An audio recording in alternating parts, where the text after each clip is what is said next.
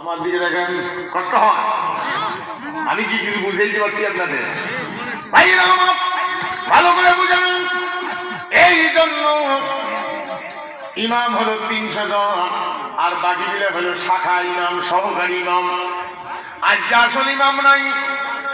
750 বছর পর্যন্ত এই দেশ ছিল ভারতবর্ষ, কোরআন ছিল ক্ষমতায়, খ্রিস্টানের আইসা এই দেশ দখল করে নিয়া কোরআন সরাই দিয়া আসল ইমাম সরাই দিছে।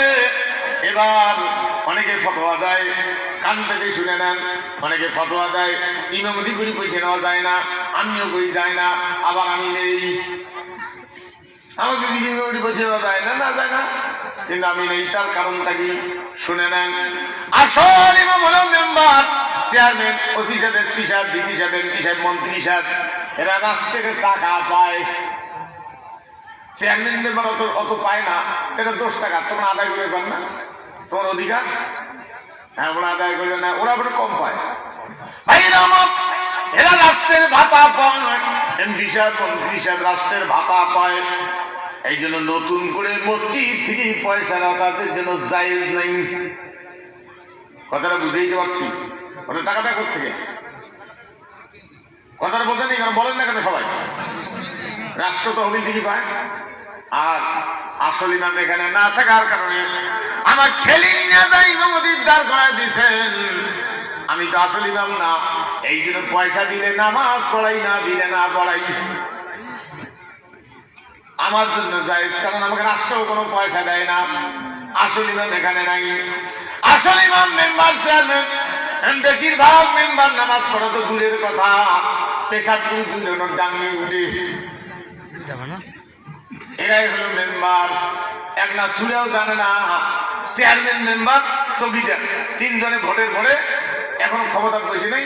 ইউনিয়নের এক মাথা দাওয়াত খাবার গেছে, ওই মাথা এই সে ঝুন্ডে নিয়ে 3 জনে সরি যায়। এখন রাস্তার যা মাগরিবের টাইম এসে জোহর আসর কিন্তু পড়ে নেই। ওরা চিন্তা করছে জোহর আসর না পড়লে চলে, কারণ এই এলাকার লোক মনে করে ওই এলাকার যা পড়বে, আর ওই এলাকার লোক মনে করে ওই এলাকার পড়ি আসছে। মাগরিবের আজান দিলে এরা নারে ধরা পড়ি যাবো, দেরি করা ধরনের, চলো মসজিদে। এরা মসজিদ গেছে, যা দেখে গ্রামের মসজিদ, ইমাম মুয়াজ্জিন কেউ নাই, 2 জনে হাটে গেছে। আজান কে দিবে কেউ পারলো না। ছোট ছোট বাচ্চারা এসে নামাজ পড়ে প্রতিদিন, ওরা আসছে। নামাজ না পড়ে গেলে কেমন হয় ওরা মানুষকে বলে দিবে। এরা ফান্দত পড়ে গেছে, আজান কে দিবে এটা পারলো না। আজানের টাইম চলে গেল, নামাজের টাইম যায় যে অবস্থা। অপেক্ষা করতে গিয়া চেয়ারম্যান বলছে মেম্বার নামাজটা পড়াও। মেম্বার বলছে আল্লাহর কসম একটা শুনেও জানো না। ওই বলে মেম্বার বলে চেয়ারম্যান সাহেব আপনি পড়ান। বলে খোদার কসম মুইও জানো না। চকিতে ঝাঁপি উঠি বলতেছে আসর হলে পরে দিন হয় মাগরিব পারিবেন না। এলে তিনি যেন কত বড় জানলে বলা মেম্বারের